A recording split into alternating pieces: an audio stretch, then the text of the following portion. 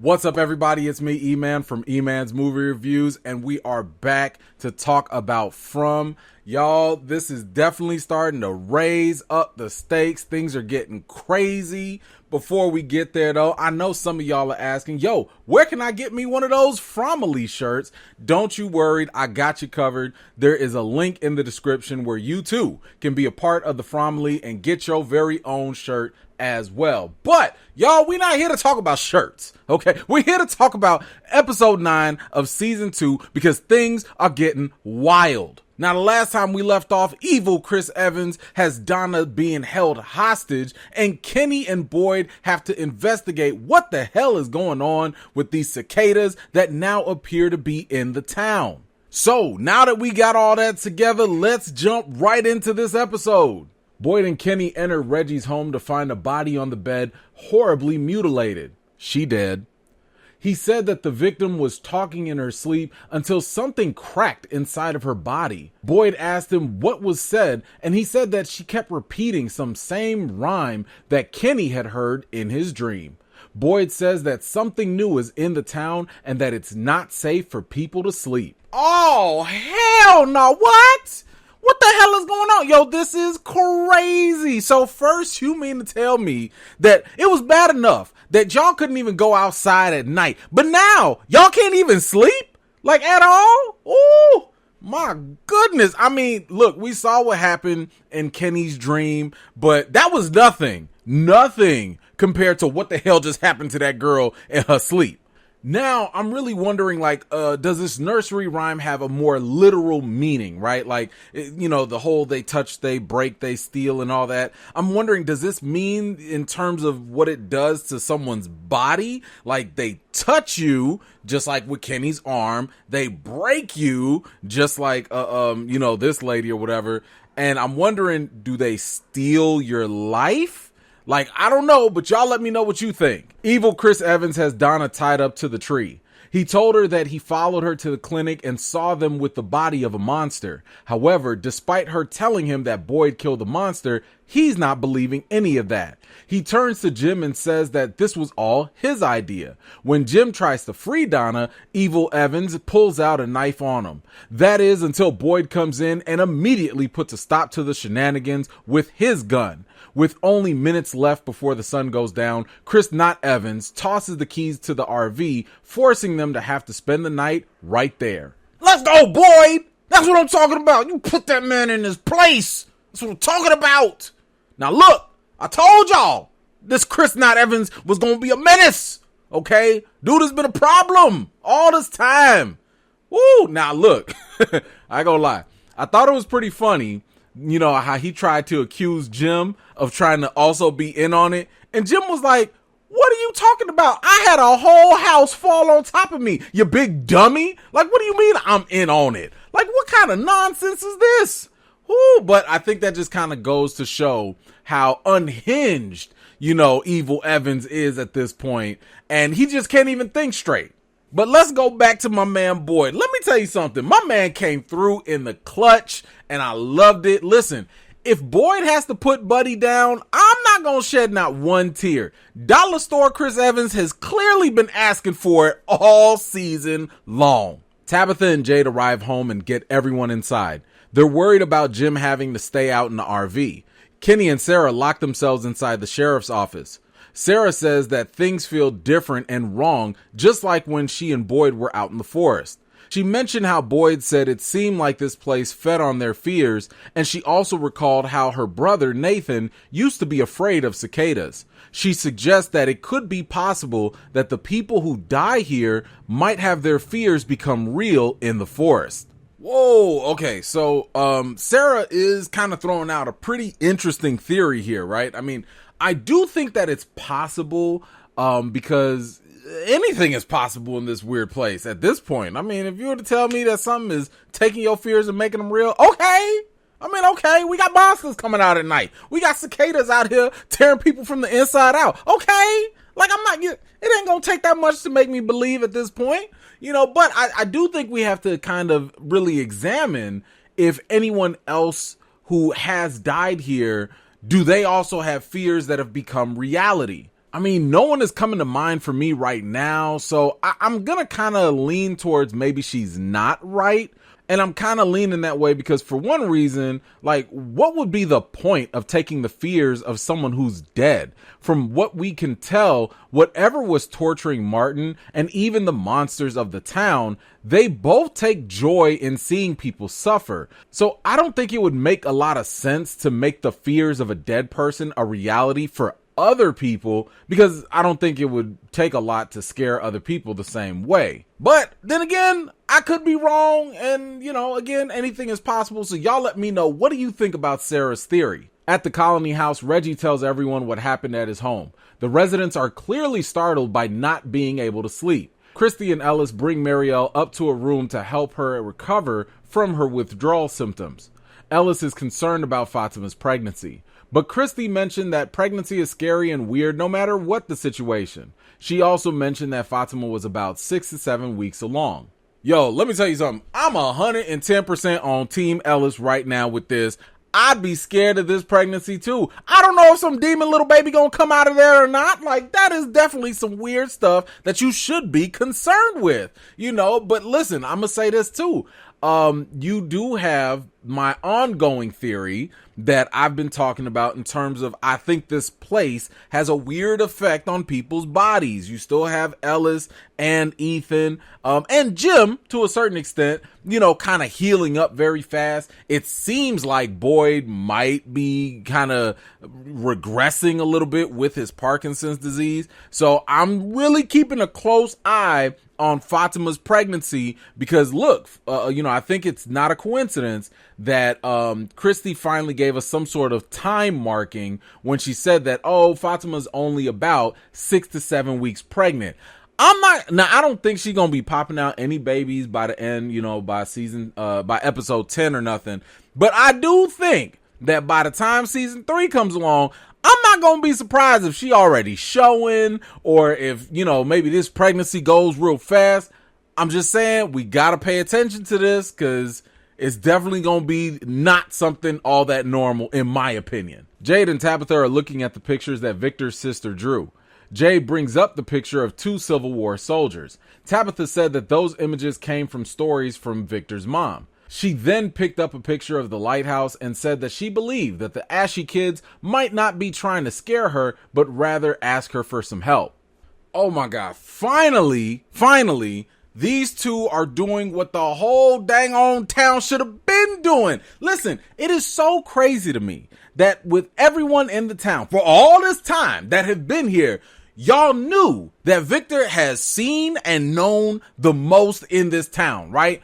But no one decided to sit back and be like, hey, Victor, since you taking all these pictures and you drawing all this stuff of like all the things that have been going down, nobody sat here and thought maybe we should sit down and try and figure this out? No one?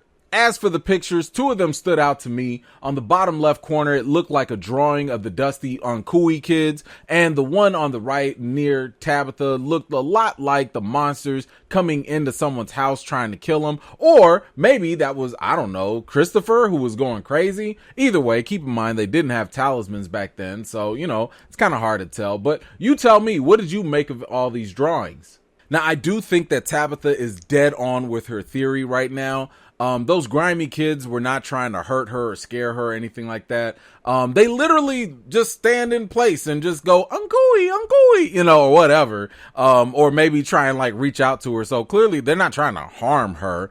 But she probably does need to find a way to the lighthouse to help them in whatever way that's going to be.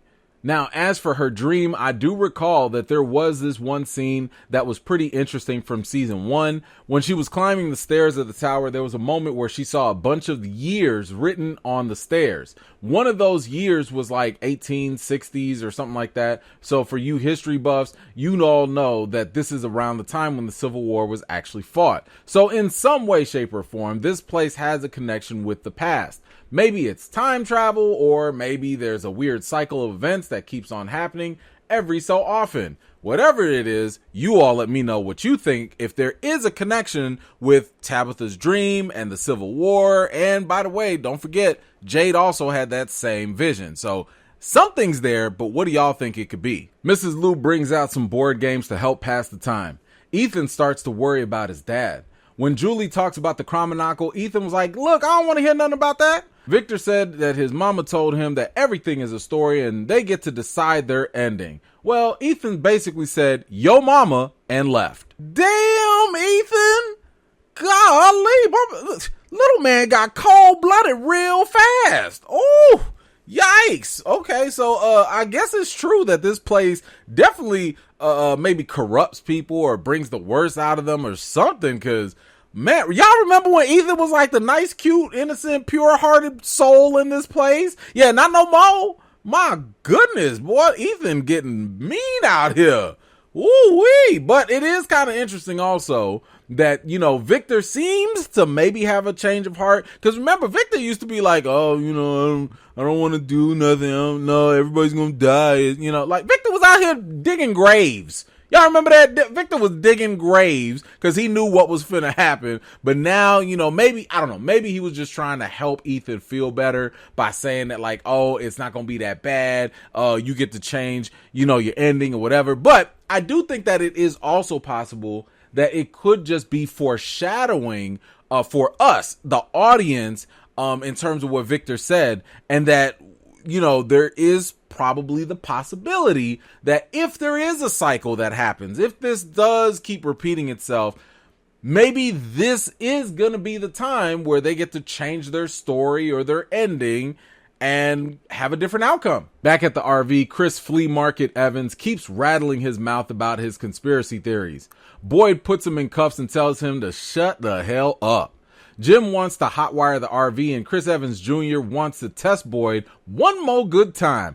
Boyd is sick of him and his crap and checks him one last time. He starts to put the bile from the monster on the bullets to test out the silver bullet theory. Donna comes up with the great idea to offer up evil Chris Evans to go shoot the monsters himself. That way, if he kills the monsters, great, but if he dies, he dies. The monsters start to come out and surround the RV. But just then, they stop coming closer. All of a sudden, they all start to hear the music from the music box coming out of the transmitter.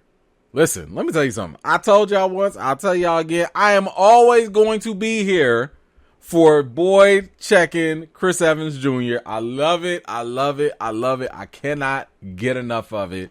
Now, by the way, hold on. I don't know what the hell's wrong with Jim. Like, Jim is out here, like, buddy, calm down. Okay, he out here talking about like, man, I got to get to my family. Let me hot wire this RV. Bruh, like the monsters are literally out there. Like, this ain't the time to be sitting here trying to, you know, do things. Like, just sit down, relax. Y'all got the talisman in the RV. You know, you've done this before, you know, where you spent the night. Your family is safe in another house with the talisman. Like, I don't really understand because, again, Jim is like one of the most rational people. So the fact that he's now starting to freak out like this does feel like it's not making a lot of sense. But either way, bro, chill out. But, yo, here we are. It's finally showtime. Okay, Boyd is coating up them bullets with that bile from Smiley Joker Face, and now we're gonna see if it finally works or not on actually killing these monsters. I loved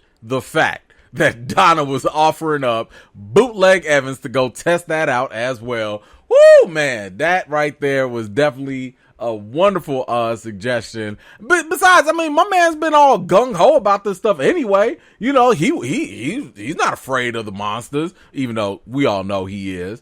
But, you know, like, I do question, do you really want him to go out there and shoot the monsters? And I'm not talking about the fact that he might kill the monsters or not. I'm just saying, you really want that guy to have a gun?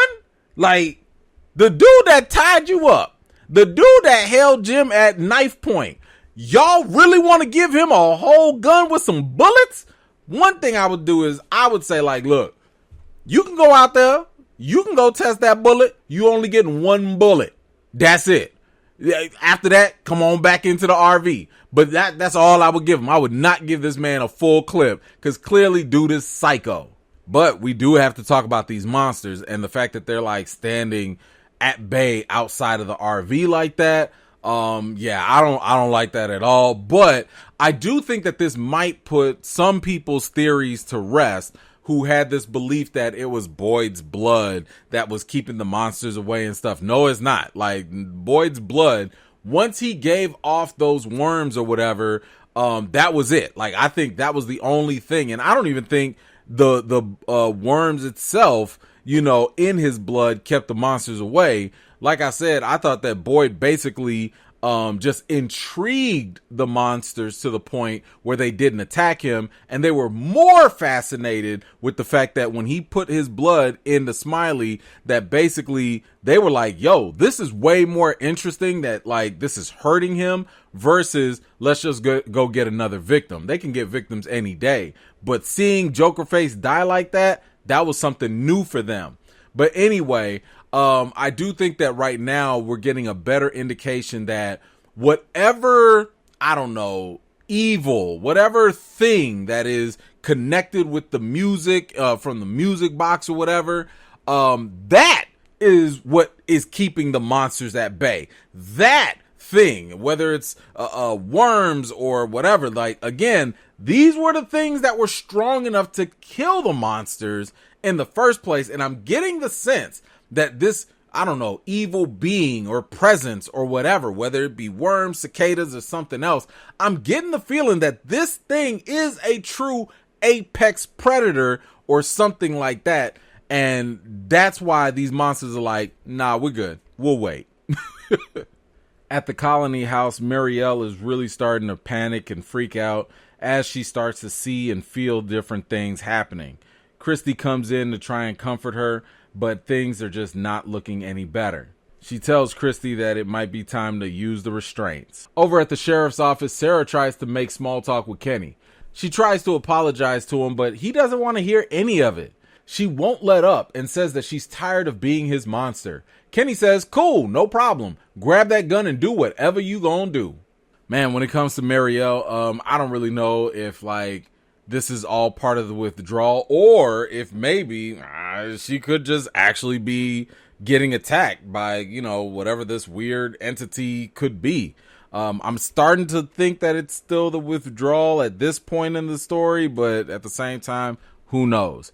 Now, as for that Kenny and Sarah situation, that's tough. You know, like, to have these two locked up in the same place is tough. I mean, as we know, Sarah is responsible for the death of Kenny's father.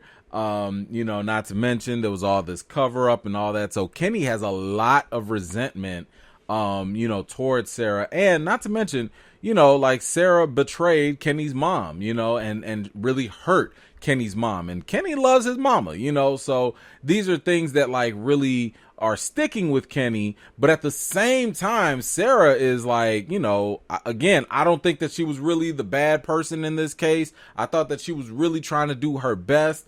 And, you know, at the end of the day, this guilt that's weighing on her is super, super heavy. And it is just something that, you know, she's trying to process.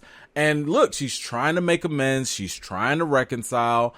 And of course, Kenny doesn't want to hear about that, because what's the apology really going to do? It's not going to bring her dad back or bring his dad back. So, you know, I get that. But this, I just thought, was really good writing and good tension to have these two in the same room.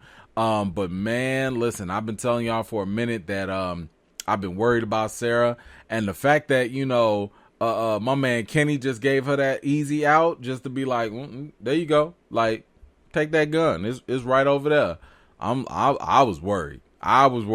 In the RV, Boyd is anxious about the music box playing. He wants to go out and test the silver bullet theory until the music box stops playing. Just then, a loud banging can be heard from under the RV. The lights start to flicker, and Captain Un-America breaks the RV window to escape. The monsters start to follow. Jim and Donna head for the van, and Boyd starts shooting the monsters to no avail. Just then, Boyd hears the voice calling out to him. He turns around and sees Abby standing right there, telling him to come back to her. The vision disappeared, and the monsters start to make their way back to the RV. Boyd narrowly escapes. Out in the forest, while he tried to escape, evil Chris Evans is met by a swarm of cicadas.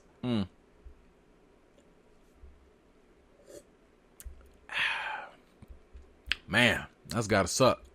Yep. By the way, so what the hell was that going on under the RV? I thought that was definitely intense. I mean, what the hell could be underground like that? That ain't no worms. I don't think no cicadas. I ain't never heard no cicadas banging on an RV like that. I don't even want to know what that was, because it clearly sounded like it was coming from underground more so than anything. And listen, again, if it's bad enough to scare the monsters, that's enough for me. That's enough. But by the way, we finally got some answers, right? We finally know that the whole bile thing, that was not enough, and that did not work on the monsters. Now, I believe the reason why the bile didn't work on the monsters, this is my, theory here. I think that the worms that we saw were probably the pre-larva state of the cicadas or whatever. I think it was the cicadas. I think the worms, the larva, whatever you want to call it, those things, that is what actually killed Jokerface earlier on, and not just the liquid. So again, this further kind of, I think, disproves the idea that it's in the blood or that it's in the liquid. Now, a lot of us probably thought this because of what Martin said, my blood is your blood and all that, but it's really whatever these creatures are, whatever the cicadas, bugs, and stuff. I think those are the things that actually do the killing and torturing, and it's not the fact that it's in someone's, a bodily fluid or whatever. And then now we got Abby showing up like that. Nah, I don't trust this. Showing up right when the music stops on top of that. I definitely don't like this, not one bit. Talking about, come back to her. Man, that automatically sounded like a whole trap. So I'm guessing that this entity probably has the ability to create hallucinations to lure its victims in or something. But then again, this could be something different. Let's go back to episode 10 with all those spiders, when Boyd also saw a vision of Abby right there too. So is this monster doing it to Boyd, or could this be Boyd losing his mind? I mean, I am reminded of Kenny's dad when they talked about how he thought he heard his brothers calling out to him, and he almost opened the door to let them in. And with Boyd's Parkinson's maybe having a similar dementia type of effect going on, maybe it's the same thing happening. Who knows? So what do you all think about this vision of Abby? Is it something we can trust? Is it something coming from the monsters? Or is it something completely different? Let me know what you think. Sarah stares at the empty gun and bullets. Kenny tells her to put the gun away. Sarah decides to play a game of Russian roulette and pulls the trigger, almost killing herself. Kenny quickly takes the gun away. So you mean to tell me now you got to change your heart, Kenny? Now that it's real, now that you see that Sarah is on the brink, now you can finally understand that, this is real, and here's the thing. I get it. Sarah is feeling incredibly guilty about this, but the fact that she's willing to take her own life. First of all, Sarah, I know I've been saying you nuts. I know I've been saying you did, but listen, to grab a gun and play Russian roulette like that, wow, that's a lot. And clearly she was ready to go. Okay. But I do like that. I think that this will maybe bring Sarah and Kenny together in some way to maybe make peace. I mean, I think what this will do is this will show Kenny Sarah is being punished, right? Keep in mind, Kenny had all that put her in the box, lock her up, energy, but all of that kind of went away when he saw that she's willing to literally take her own life, which again takes a huge amount of resolve to do that. So I think that this is probably going to bring a change of heart for Kenny. Because again, Sarah's been beating herself up during all of this stuff, and maybe this is what's needed to have that change of heart. I don't know. We'll see. Back in the colony house, Tilly tells Fatima that she's going to be a great mother. Upstairs, Marielle starts to hear and see the cicadas crawl into her room and start to climb up on top of her. Boyd tries to calm everyone down. Jim tries to leave Colony House, but they had to hold him back at gunpoint. Boyd runs upstairs to check on what's going on, and Marielle is stuck in some sort of paralysis or trance. Ellis pulls him aside to come and hear Elgin's story. While recounting his dream, he slips out the fact that Fatima is pregnant, to Boyd's surprise. Elgin said that he saw a boy in white repeating the same phrase in his dream. He repeats the same phrase from Kenny's dream, and the bus driver recalls that her grandmother recited the very same nursery rhyme. Back in town, while Tabitha continues to believe that a major clue is for her to go to the lighthouse, Julie starts freaking out on the floor just like Marielle. Now, I told y'all in my last theory video about who the potential mole could be. I told y'all Tilly was going to be on my list, okay? But at the same time, come on now. The fact that she just so happens to know that Fatima is pregnant without any real signs, nothing. Yeah, okay, she's climbing higher on my list. I'm saying they didn't have nothing of Fatima throwing up or, not wanting to drink alcohol. The classic signs. She just so happens to know, man, whatever. Mole.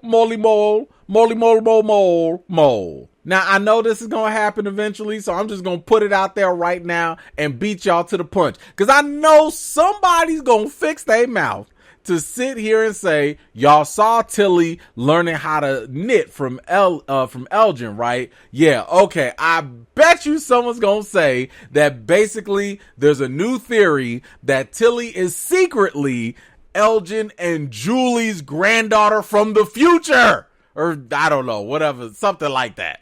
And once again, Jim is over here tripping, trying to leave. Like, bro, did you not learn nothing from the RV? Sit your tail down. But it does look like Marielle is going to become the second victim of the cicadas, which I do believe adds on to the rhyme, that we keep hearing talking about that they will come for 3. So I'm guessing that it probably possesses people in some sense, or I don't know, maybe they just, it's definitely going to be different from completely mutilating folks like we just saw the woman in the beginning of the episode. But recall, I did say that whatever these cicadas are doing to people, it's probably going to be something very similar with what happened to Martin. And recall that there were two other dead bodies where Martin was. So now that these creatures are released here, it seems like they're bringing their torture to the town rather than, I guess, bringing people to the dungeon or whatever. Now, I will say that it was actually pretty nice to hear Elgin actually talk about his dream and finally remember it. I don't know if there's more to his dream or not, but it sounds like it's complete at this point. But now, we know that he has been able to see the boy in white. And I've been saying this for a long time. And I do think that the pattern is consistent here, that the boy in white is kind of connected to being a positive or good force in this place. The boy in white does actually try to help people, one way or another. So I think that whoever ends up seeing the boy in white is probably also connected to some sort of positive outcome in a way. So that right now, that means that Sarah, Victor, Ethan, and now Elgin are all working towards the side of good here, right? And I also think that this may take away from the theory that some people had that Elgin was being drowned by Fatima's dead ghost or whatever. I already told you I didn't really subscribe to it. But I think that given what we've seen from Kenny's dream earlier in the episode, that this entity really just tries to attack people one way or another, and so I'm going to chalk up the last dream from Elgin trying to be drowned. I'm going to chalk that up as possibly the entity just doing another random attack. Now, it's also interesting that the bus driver just so happened to hear of this nursery rhyme when she was a little girl as well from her grandmother. I get the impression that this town might have some telepathic link, of course, to the people here. We already saw an example of that when the boy in white was able to talk to Sarah with his mind in episode 10. Maybe whatever the powers that be that are controlling this place, maybe they've tapped into the mind of the bus driver to pull this nursery rhyme out of it or something. But let me also give some props here to people actually and finally sharing information about their dreams. You all know I've been saying that they've been needing to do this. This had to be done for so long.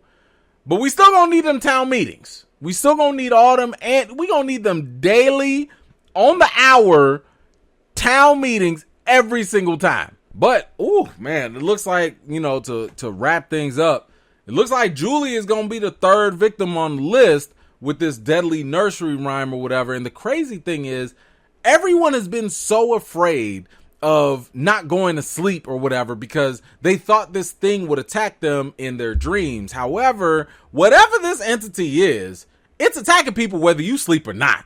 And it's invisible to everyone that's not being attacked at the same time. Let me just say, that is a mess. This is a huge mess, but let's not forget the end of the nursery rhyme, which says, unless you stop the melody, which I believe implies that they've got to find some sort of way to stop the rhyme or the music from the box. Now, again, I don't exactly know how that's going to happen because the music box music has already stopped. And then, we heard the bumping in the RV and all that.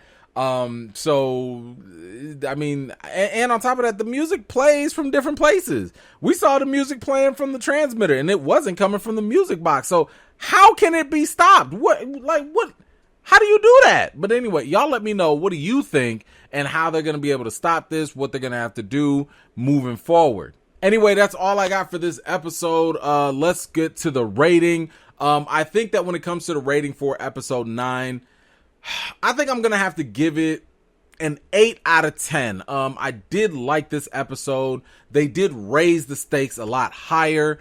We did finally get some answers here, especially with the silver bullet not working, and establishing the fact that whatever this evil entity is, it's definitely way worse than the monsters that we're used to. So you guys tell me, what did you think about this episode and where do you rate it on a scale from 1 to 10? Please let me know your thoughts in the comments down below. Y'all, we have got one episode left in season 2 of From. I've heard some mixed reports that season 3 has already been greenlit and possibly been shooting. I haven't personally heard anything official from MGM yet. Not saying it's not true. I'm just saying I haven't heard from like a reliable source yet. Maybe it is out there, and if it is, please feel free to let me know. But I'm really hoping that, this whole writer's strike or whatever is not going to affect what ends up happening with the show, because we cannot afford for this show to take any misses or losses at all. But anyway, make sure y'all stay tuned. Again, subscribe and turn on those notifications, because I have some more interviews from the cast that you are not going to want to miss out on. I've also got a theory video that is going to come out that I believe could answer at least one major question that I know y'all have had for all of season 2. And I'm gonna do my best to answer that question for you. And you won't want to miss that at all. So once again, I really appreciate you guys taking the time to watch my video. And until next time, I'll see y'all next episode. If you're new here and you like what you see, don't forget to like this video, subscribe, and don't forget to hit that bell so you don't miss out the next time I drop a video. I've got more videos and reviews to do for you all, and until next time, I'll see you all later.